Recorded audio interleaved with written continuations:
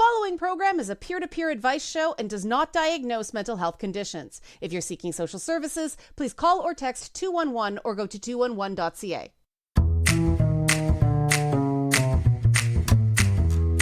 Hello, listeners around the world on radio, streaming, and podcast services. This is It's Not Therapy. I'm Liana and I am not a therapist, but I am your source for navigating the madness of mental health using my top 10 sayings for going good crazy.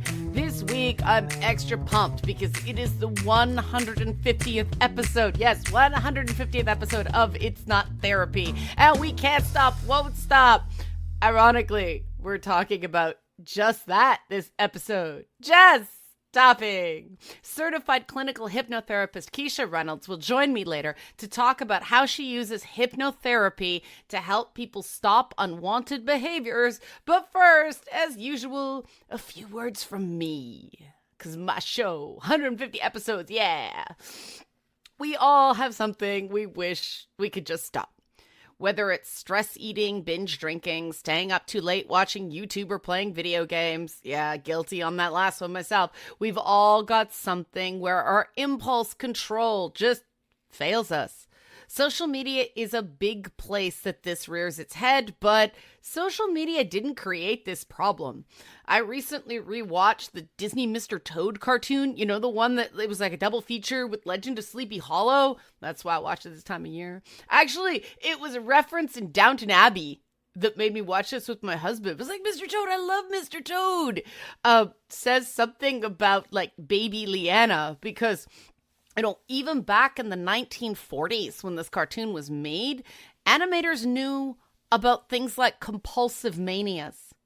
With the internet, it's just gotten harder than ever to just stop. And right now, it's autumn. Fall's falling. The days are getting shorter. It's getting colder. We're starting to feel less good. And this is when, you know, people who work in the mental health space know the bad crazy intensifies. Yep. When we're alone with our thoughts in the long dark and they start to spiral, especially late at night, resisting the urge to doom scroll or lash out on social media is difficult. Just stopping is so hard in those moments. And experts talk about the dopamine hits with social media, but self-destructive behaviors, repetitive self-destructive behaviors, both on and offline, these things go way deeper than a single brain chemical. It's the continuation of the training you were given to abuse yourself and the people around you. When you can't stop, no matter what it is, you are chronically giving pieces of yourself away so there isn't enough left to live a happy life. And you deserve better. Even the worst person you know out there deserves better. Okay, here's why, right? If bad people were happier, they wouldn't do those awful vindictive things. No, really, I guarantee you that the meanest, cruelest person you know, that person who just tortures people for sport, deep down, they don't like themselves. Happy people don't seek out ways to ruin others. Now, I'm going to cut this short. I really am cutting it short this time. Not the I'm going to cut it short and then I go long. This is one of those shows where the guest is so much more knowledgeable than I am. So let's get right to her. After the break, you're in for a treat. You're going to meet Kisha Reynolds, certified clinical hypnotherapist, who is going to help us start to just stop. Do you have a story that you think would be good for the show? Are you interested in sponsoring the show? Kisha's one of those people who heard this and went, I want to be on the show. Liana at nottherapyshow.com, nottherapyshow.com on social media. Liana at nottherapyshow.com, my email. When we come back, just stop how to do it on It's Not Therapy.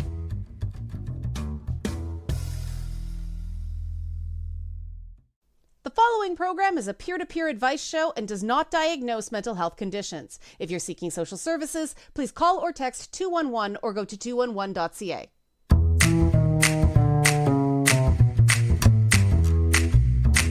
We're back and It's Not Therapy. I'm still Liana Kersner. I'm still not a therapist. We are still talking about why can't I just stop? We need this, and we need our guest this week, Kisha Reynolds, certified clinical hypnotherapist. Kisha, welcome to It's Not Therapy. Why can't people just stop? I don't know. Thank you so much for having me. So it's a big question, right? I mean, we hear just stop all the time. But that, Right. if it was that easy, everyone would do it, right? Exactly. We would So all do it. how do you come into like doing better in terms of habits as a certified clinical hypnotherapist? Where do you start and how do you approach these issues? Well, actually, I'm going to go right into body focused repetitive behaviors because that is definitely an area where people do say, okay, why can't you just stop?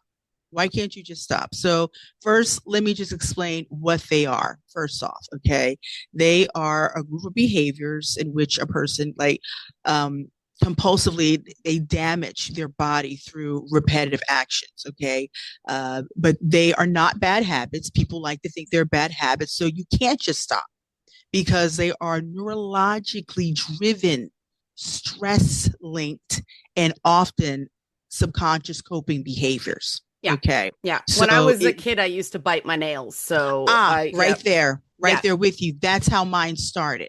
Yeah. At the time, I was around 6 years old, and I went through some really, really tremendous, a lot of bullying at Yeah. that time, and it started as a way to kind of cope with that.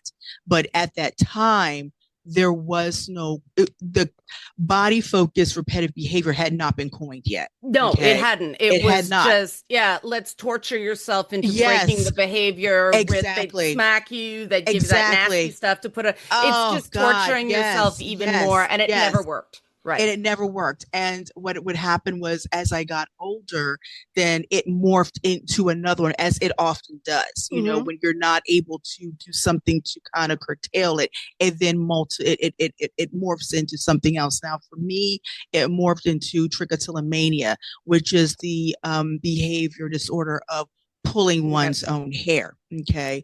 And usually it's the scalp, but it can manifest in pulling from eyebrows, eyelashes, pubic hair on your arm. It can manifest, like that as well. But the main one is the scalp, and that's how it manifested for me. You know, was that way. But Mm-hmm. so no, it's like, how do you stop? So let me just say this. I am a big person in terms of faith. Okay. So I believe in prayer. I do know that everybody is different, but for me, I am Christian. Okay. And I do believe in the Father, Son, the Holy Ghost. Okay. And I believe in prayer and I implement prayer into my life. Along with that, I do build customized scripts for myself, hypnotic scripts. Okay. Using imagery as well as hypnotic suggestions. I do not take medication because there's no medication for it right now. No. Yeah. Okay, so the only thing you can do, all this is more behavioral. Right. Okay, that I'm doing, but there may be medication and maybe help with the symptoms because also anxiety, falls in this constant, thoughts just Right. over Right. and over again. That Rumination. Yeah. rumination that also plays in it. Okay, but there's nothing really to take pharmacology wise. Okay, for Right. this. Okay, There's especially no when pill to take to stop you right. from feeling Ex- shame. Right. exactly. So that is why hypnosis is such a great tool because I am able to rewire my mind as well as my clients' minds who are going through this. Okay. Literally rewiring and creating new neural pathways in the mind to be able to do this. Yeah. So that is how I do that. I also, as I think I mentioned before going on air with you here, I also believe in partnering with traditional therapists alike. I don't subscribe to it being them versus us. Okay. Yeah. Agreed. I Yeah. believe in a total kind of like body transformation. And in doing that, I embrace cognitive behavioral therapy, DPT, I embrace all of that because it all works together. So it's kind of like from a traditional standpoint of therapy, CBT, they come from the waking state. Yeah. Okay. I come from the subconscious state. So it's almost like a two-prong approach where we just kind of really attack the issue and help the individual. And that's how I do it. Yeah, and it's that tricky thing of the all or nothing alternative Yes. treatments versus traditional medicine. Yes. That's part of this awful shame and judgment cycle that we live in as a Yes. culture. And Yes. it's not going to manifest the same way in everybody. Some people may hurt others, some people may self-harm, some people may have those, unconscious behaviors that I knew Right. I wasn't aware I was biting my nails. And that's why it was so hard to stop. Right, because it really is and it's a mixed bag, Yeah. It's interesting you say that because sometimes I was aware of the pulling, other times I would just do Yep. and it was for a number of different reasons. It could have just because I was watching TV and I was Mhm. bored and it was just something to do at that particular time. Mhm. And also when this happens, typically it was in my bedroom. So what also helped me is coming out. Okay, coming Right. out of the room, okay, being out in the open because I have my work desk. I do have it like in my room. Okay. So what helped was getting an outside office, okay, where I'm out and about and around other people, and then, or setting up shop literally in my living room or at the dining room table, somewhere where I am out in the open, okay. And that then keeps me from being closed off in my room and doing that whenever the Right. thought arises or whether I'm just bored or my finger or hands just kind of go there. Hmm. Hmm. When we talk about rewiring pathways, some people start rolling their eyes, too much exposure to, Right. for-profit gift or self-help, but it is Yeah. a real thing. We Yes. have schema, we have heuristics. These are the Mm-hmm. way human brains work because if we Right. consciously thought of every routine we do every day, our brains would overload from the sheer amount of Exactly. information. This is the way Exactly. human brains are designed to work. Right. So we talk about emotional versus logical. You ever heard the metaphor of the rider and the elephant? Actually, I have not. I'd be interested to hear that. The emotions and logic connection are described. I got this from a Jonathan Haidt book. I'm not sure if he came up with it, but your emotions are the elephant and your logic is the rider. And as long as that elephant is calm, the rider can tell it what to do. But the minute that Mm-hmm. elephant charges, all the rider can do is just kind of hang on and hope you don't Right. fall off, hope you don't get trampled. Okay. Yeah. Okay. Yeah. And Yeah. so we're a very anti-emotion society. Like the idea that it's too emotional or the problem is we get emotional. And to me, I'm curious what you think. That's heavily connected to shame. And I know that part of the nail biting for me is nervousness, anxiety. You get in trouble as a kid if you act out. But Yes. if you sit there doing something that's quiet and is only hurting yourself, you might be told, don't bite your nails, but it's not the same negative stimulus. Exactly. Exactly. You're quite Yeah. right. And after a while, you start doing that negative stimulus to yourself. If you're talked to unkindly as a child, you're talking to yourself unkindly as an adult, and you don't even notice. Critical self-talk. That Right. critical self-talk. Right. And Yes. these tend to get into this big bird's nest of mess. And I mean, one of the things prayer does is make our thoughts rhythmic and simple and settled for a bit. Ritual is powerful as a reset. We know exactly what we're supposed to do in exactly what order. We're getting it right. We know the Right. right answer. It's one of the Right. few places in life where, I do the Rosh Hashanah and the Yom Kippur and all that Mm-hmm. stuff. And even when I'm doing it, I'm like, this is completely anti-logic. And yet it's pause, it's useful Yes. because I know exactly what I'm supposed to be doing in what order, like 4 times a year. Mm-hmm. Mm-hmm. I see that tying into hypnotherapy. Now, Oh, big right, time. right. Big time. So, with your hypnotherapist hat, where do you begin? Do you begin with the emotion or do you begin with the repetitive behavior, the body behavior? I begin with the emotion behind it Okay. first. Okay. First, before I start sessions, I believe in practicing gratitude and, kind of thanking God for my lot in life in terms of where I am now. I'm not saying that I don't want to accelerate into something more. I'm not saying that.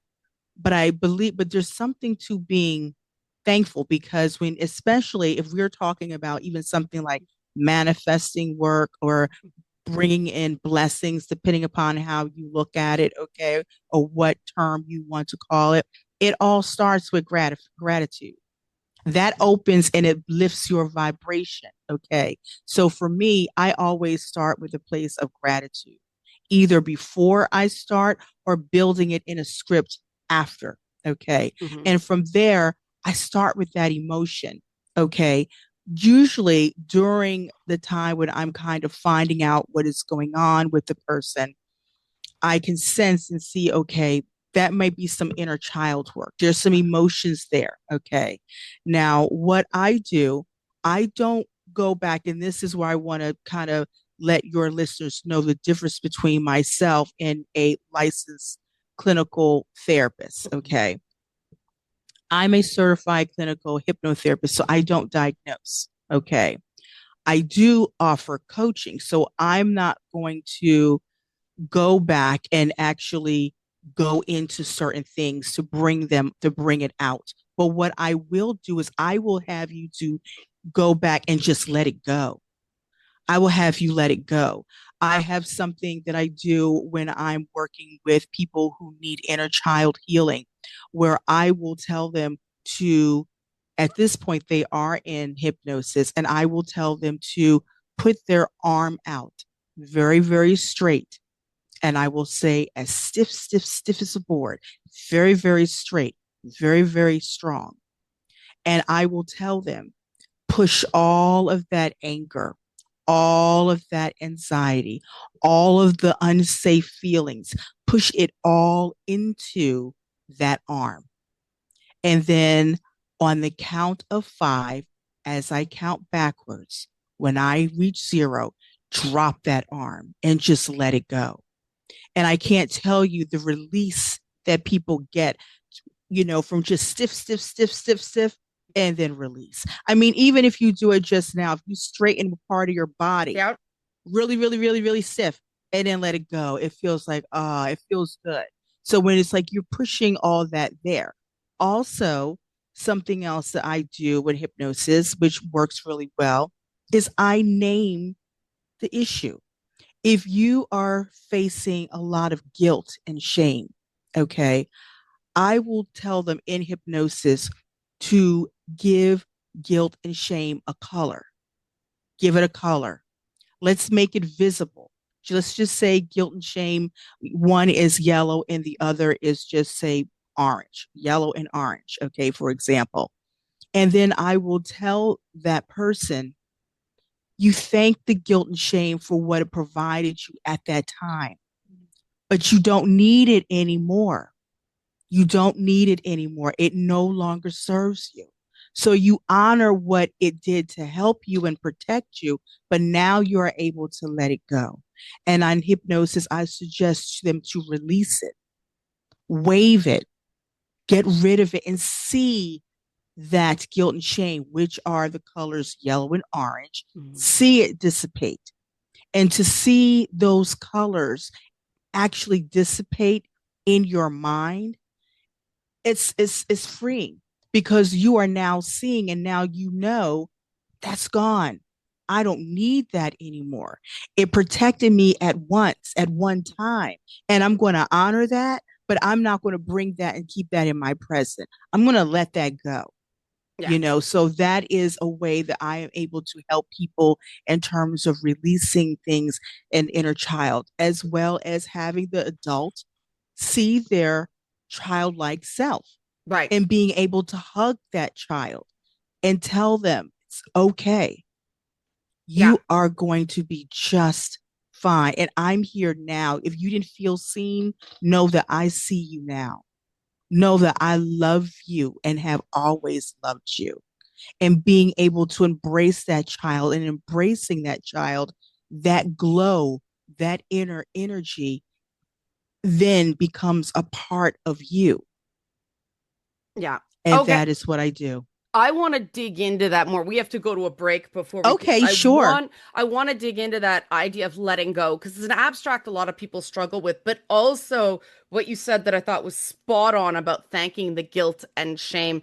We're talking to Kisha Reynolds of if you want to get in touch with Kisha, she is a certified clinical hypnotherapist. Her website is 123deepsleep.com. That's how you can get in touch with It's Keisha. 3, 2, 1. Sorry. Three, two, It's one. okay. It's I all right. I invert numbers. You were the It's second guest it's in a row. complete it's completely okay. It's It's a neurodivergent www tick. Three, three two two, one two one, one deepsleep.com. deepsleep.com. Yeah. We'll be back after the break on It's Not Therapy. I do not embody perfection. You guys all know that. Questions, comments, any concerns. If you got confused with me messing up Keisha's website, which is 321deepsleep.com. Go to Liana at nottherapyshow.com is my email. Nottherapyshow.com is the website at nottherapy on social media. We'll be back talking body focused repetitive behaviors. Otherwise, why can't I just stop? When we return on It's Not Therapy. The following program is a peer-to-peer advice show and does not diagnose mental health conditions. If you're seeking social services, please call or text 211 or go to 211.ca.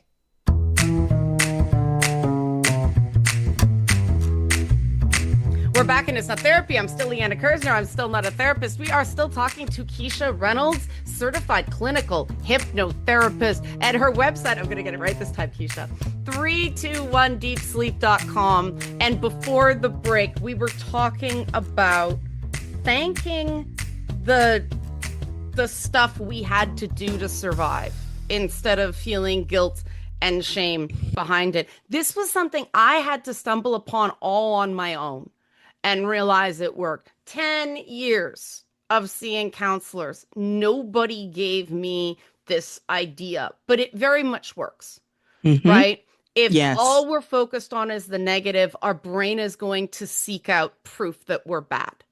Oh, goodness. It's like a self-fulfilling prophecy. Seriously. Right. It is actually on the brain level, the receptors that seek out proof you're bad, get more sensitive, the proof that we're not all bad, that we actually have good qualities too, or maybe Exactly. even just a neutral, objective look. They sort of go to sleep. So, Yes. because you're using visualization and you're making it real for people with Right. your techniques. So, when someone goes, why the heck would I thank my guilt and shame? Why the heck would I look at the bad stuff? This just sounds like, there's a difference between this and telling people you should be grateful, especially when that language came from an abuser. Right. Right? Right. Yeah. What's the difference? Because this does work, but a lot of people kind of go side eye at it at first because it sounds too close to gaslighting. Right. So the difference here is you have to give yourself some grace. You have to. Okay. So when you are telling yourself, okay, we have to stop, I have to, all this, have to this, I mean, you're going at that point, you're slipping into that slope of perfectionism. Right. That all or nothing way of thinking, which then creates even more stress and causes you to do whatever you're doing even more. So by thanking it, you're honoring yourself like, okay, you know what? At one point, that kind of shielded me and protected me. Okay. But I don't need it anymore. So you're not saying that you are thanking it for, for being ashamed. It's not about that. It's really about just showing yourself some kindness and showing yourself some mercy and some grace, okay? And just saying, you know what? Okay, this is what I did to survive, Hmm. okay? And that's a Just good like thing. You I deserve to was doing this, survive. Yeah. right? I was doing this. I was in survival mode. Yeah. I was doing this to survive. We don't say anything like if you're talking, and since you're bringing up, you brought up about abusers, the person who was being abused, they did what they needed to do to survive Hmm. until they could get out of that situation. Hmm. Okay. It's the same kind of a principle here. That worked for you because that was, wow, that was your tool to survive at Yeah. that time. But now, when we know better, we do better. It's that way of thinking. Now we know better. Okay. So now we are equipped with other tools. Yeah. And it's interesting what you brought up about how the mind kind of thinks about it and it keeps other things from good stuff from coming in. That is actually from a hypnotherapist point of view, that's what we call the theory of mind. Yeah. That's what we call the theory of mind. Okay. It is. And those things which you call distortions from a hypnotherapist perspective, we call those known associations. Yeah. Okay. Which are what has grown up within you, which is that critical self talk. Right. And it can be either good or bad, but we internalize it. Okay. Hmm. And so then when you go to a traditional therapist and they are trying to tell you things, that critical mind blocks it. It's like a Yeah. filter Yeah. in between the subconscious mind and the conscious mind, like the waking state. There's a thin filter there called the critical mind. Its sole job is to protect everything that is within that subconscious, be it good or bad. So Yeah. just like it will protect you if you know yourself to be the best cupcake baker. If someone were to challenge that and say no, but that was something you grew up with, that critical mind, that filter is going to kind of completely kick that thought out. It won't even get through to your subconscious Hmm. because that's who you grew up to be. Now Right. that's positive. But the same thing happens if you consistently tell yourself that you're not enough. Hmm. And then no matter how much another person tells you, but you are, that critical mind, it does what? It doesn't even register because it has grown up within you and become your known association that you're not. Hmm. Okay. And then that is what the cognitive behavioral therapist, okay, your traditional therapist, that's what they call a distortion. Now, Right. then they have to make you see, okay, no, but why do you think that you're not enough? Do you have proof of not always being enough? And then Yeah. that challenges you to think like, no, I don't have proof of that. So then that's a distortion. It's not true. We just call it known associations, and we use hypnosis to completely bypass the critical mind because in hypnosis, it takes the critical mind completely Hmm. offline. And Therefore, and I've noticed sometimes unless you can get past that critical mm, mind, yes, all the this is one of the shortcomings of CBT. If it is kind of on the body or subconscious level, take whatever term you want, guys, we'll call it right. Fred, right?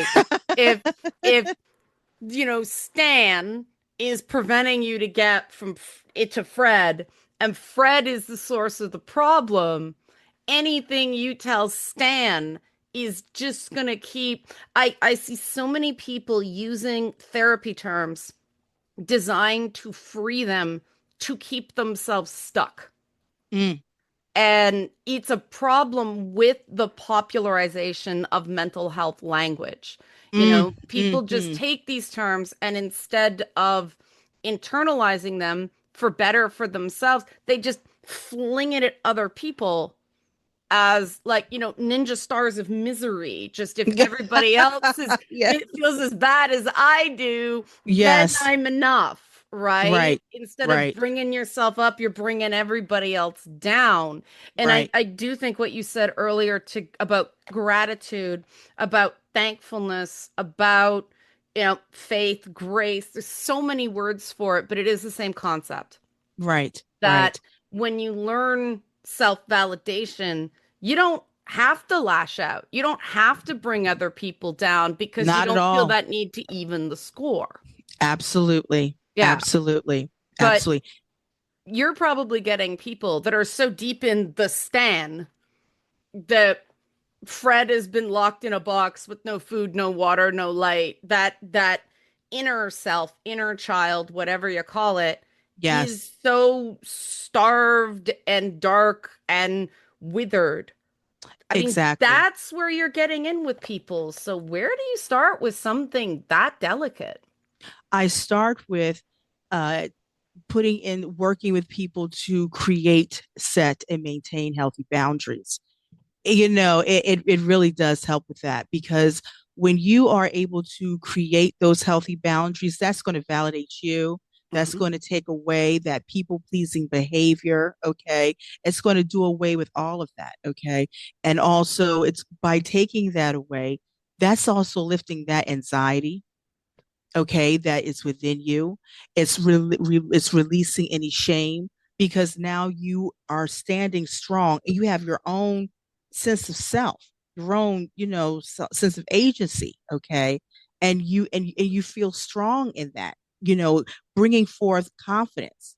And also when I'm in putting together these scripts, having them speak from authority.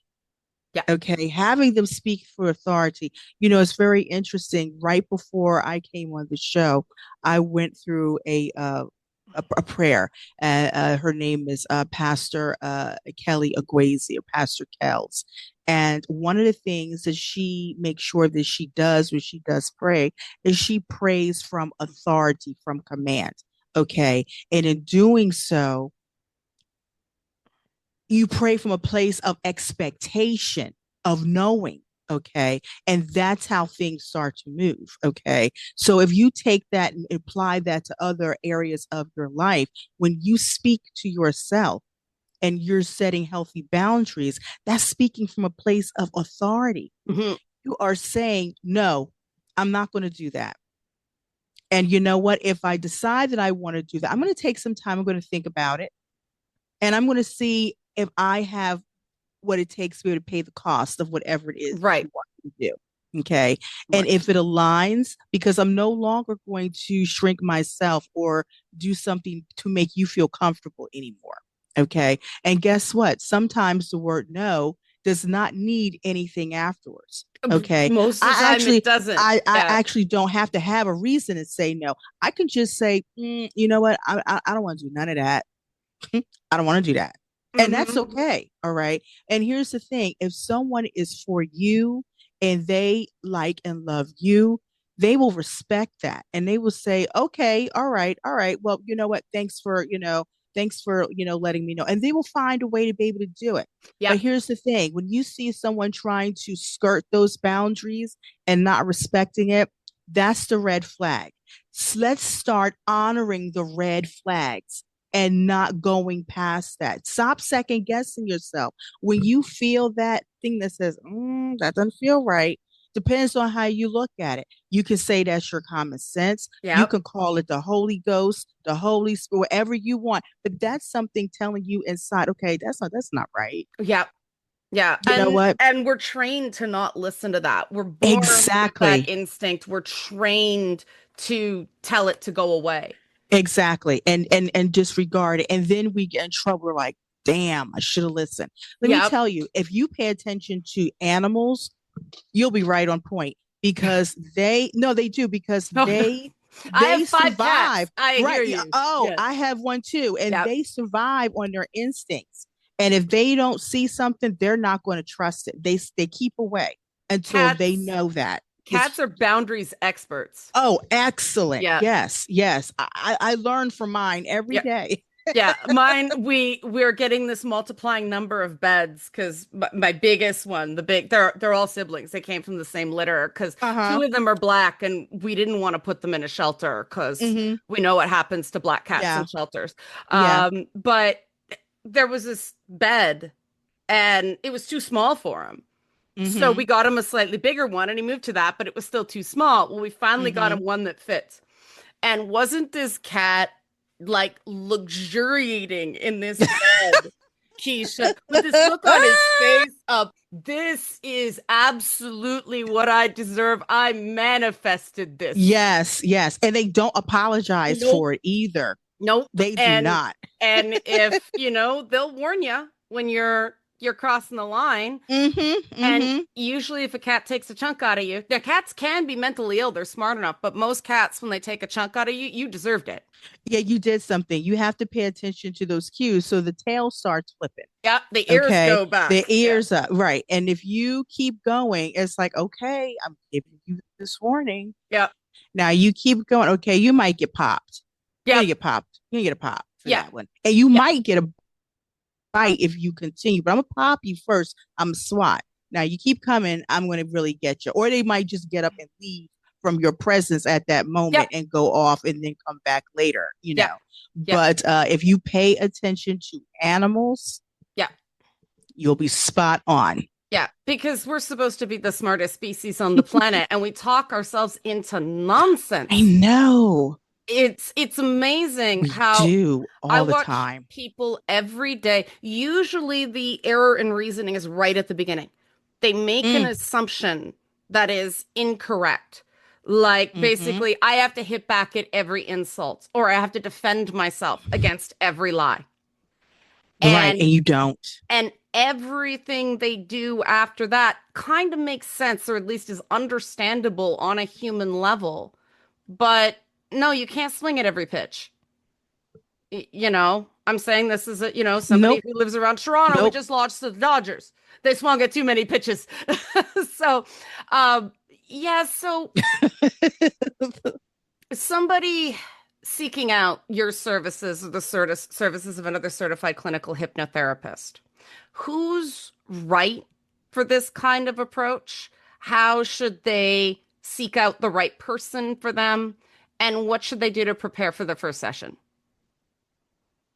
Well, to prepare typically for your first session, just come honest and come open. Okay. Remember, this is a done with you process. Okay. And also, let me just take the time to just dispel a couple of myths here. Okay. First of all, you are not going to go unconscious, Right. okay, in hypnosis. Okay. It's impossible Mhm. because when you hear us do the countdown, it's like 10, 9, 8, 5, 4, 3, 2, 1, and you hear a snap and we say deep sleep. It is not an actual deep sleep. You are still aware. You're hyper aware. You are just in a relaxed state, but you can hear what's going on around you. You can smell what's going on around you. You may kind of go in and out, almost like if you are ready to go to sleep and you kind of nod in and out, it's that type of feeling. But you are still aware of what's going on. So, you're not going to be unconscious. Also, you're not going to be asked something to do when you're in hypnosis that you would not be asked to do in Mhm. your waking state. Okay. Mhm. And B, here and C, here's the other thing I just want people to know, and I have to say this. I cannot create you to do something that there's no foundation. So for example, I can't make you a surgeon. I No. really wish that I could, but I can't make you a surgeon. Okay. If you don't already have that skill set or that knowledge. Now, what I can do is I can make it so that you are able to absorb and take in memory and recall when it comes to studying. I can do things Yeah. of that sort, but I can't make something from what's not already there. Right. Also, this is not a truth serum. Yeah. Okay. And this is also used in a therapeutic approach. So knowing the difference between a stage hypnotist and what I do or what others do that are like myself is very important. Mhm. So we're not going to ask you to jump on one leg. We're not going to ask you to cover your one eye and spin around and see all types of crazy stuff. And remember, the stage hypnotist, this is done because this is entertainment. You Yeah. paid money to go and see this, okay? Yeah. This is something that we align from a clinical perspective, a therapeutic, to be able to help you, Yeah. okay? Also, when I said come open, this works, it's like anything else if you want it to. Mhm. So if you come and you are already just like, okay, I don't believe this. So you're trying to debunk and all of that.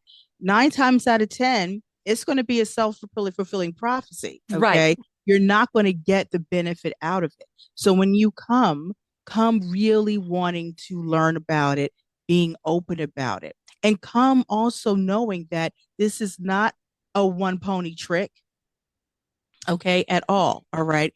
This is something that is consistent, and guess what, consistency is key. Okay, it takes anywhere from 4 to 5 sessions to be able to feel that internal change, with anywhere from 8 to 12 sessions depending upon what you're working on. Now, one of the things that I do in my practice to be able to speed this up is when I am actually working with a person, when they come to me and we first start going into why they are coming to see me, I don't record that part. But once we get Mm. into the hypnosis and the induction, and I'm speaking in terms of the imagery and the suggestions, that's the part that I record. And I send the client that link. Oh, So, cool. right. So each time they come to me for each session, they get a fresh recording. And what happens is you listen to that recording between the time that they see me and the next time that they return back. So what that looks like is, you know, typically I would say do it nightly, but listen, we have lives, Right. things happen, you have families, kids, it doesn't always work out. But at least if you're able to give it, at least 4 nights out of the week, or if it's not at night, first thing in the morning, okay, when you first open your eyes, it works. And what it does is that cuts that time in half of now Hmm. around 3 sessions, you start to feel the change. Okay. So And clients are getting their own personal meditation tape. oh, this is personal. So yeah, Yeah. I don't do the cookie cutter for one size fits all, Right. because we aren't one size fits all. No. And there are, hypnotherapists who are maybe on their platform, on their site, they may have something for anxiety, okay, Hmm. a blanket one from anxiety. You may be able to pay and download that. And they may have something for procrastination. They pay and you can download that. But for me personally, I want to do a personalized approach. You are coming to me for that personalized approach. Okay. So each week you get a personalized recording. And what happens is by the time you're done, now you have a library, Hmm. okay, that you can fall back on. In addition, towards the end, the last 3 sessions of before it's over, I teach you self hypnosis. You Hmm. see, I listen, I want to be able to see you come back as much as the next person, but not for the same thing. Right. I want to, it's kind of like, what is it, teach a man to fish and he can, Yeah. live, I don't want to just give you a tool for, okay, to help you right now. I want to teach you so that now you have a library. Now, if anything feels off, now you're able to go back and to listen at that and get yourself right on track, instead of getting yourself to the point where, oh my God, now I'm right back where I was. And Yeah. now I'm like, well, and then you're feeling like bad Yeah. now and you're feeling ashamed and all. It's like, okay, now you have the tools that I'm equipping you with to be able to go back and to help yourself. And I also do things, I'm huge when it comes to frequencies, okay? Hmm. Solfeggio frequencies, the binaural beats. So I lay my voice over these different frequencies that are geared towards healing, okay? Take, for example, the cat, their Yep. purr. Yep. Their purr is known to mend bones, okay, is healing. It's healing because when cats purr, it's not always because they want you to rub their head. Sometimes they purr when they're in pain Yeah. It's a or they feel like self-soothe. there is self-soothing. Yeah. So that frequency helps humans as well. Yeah. So frequency is also something that is very important. It can heal the mind Yeah. naturally. All right. Okay.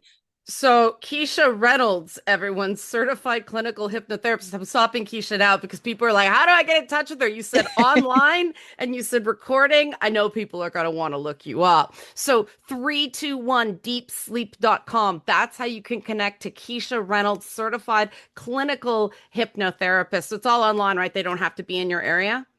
No, no, no. I'm out of Philadelphia. If you are near the Philadelphia area and you want me to come to you, I will do that. But most people are just fine with doing it remotely.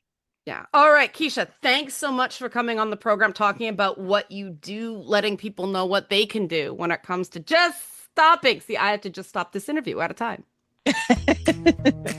Thank you for having me. All right, questions, comments, any feedback whatsoever. What did you like most about what Kisha just told me? Do you remember 321deepsleep.com?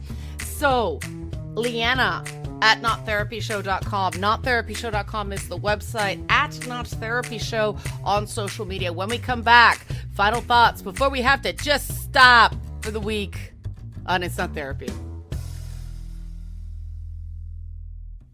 The following program is a peer-to-peer advice show and does not diagnose mental health conditions. If you're seeking social services, please call or text 211 or go to 211.ca.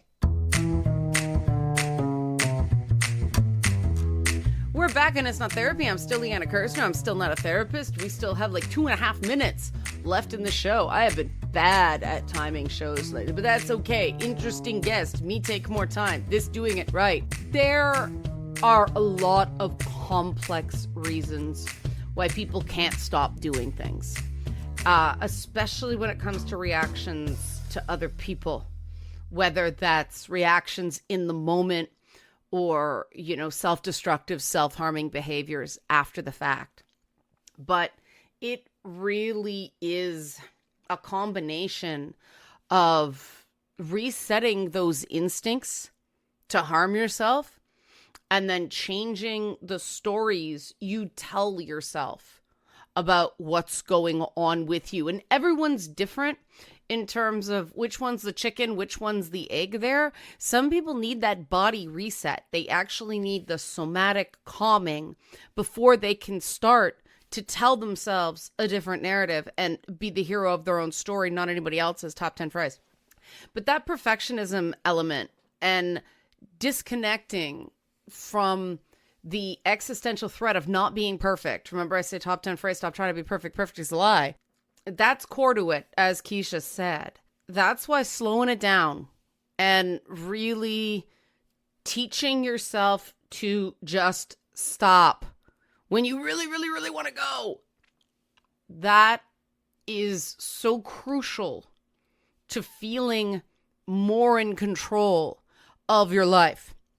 Because when you learn to just stop, whether it's like me stopping biting my nails, you know, or stopping having constant trauma responses, work in progress right there still. It really does make it a game changer to just be able to stop and feel your feelings, think your thoughts, and not have to do anything about it. People like Kisha Reynolds are out there to help you. People like me are here to get you started, and I have to stop. I'm out of time. Questions, comments, any feedback, Liana at nottherapyshow.com.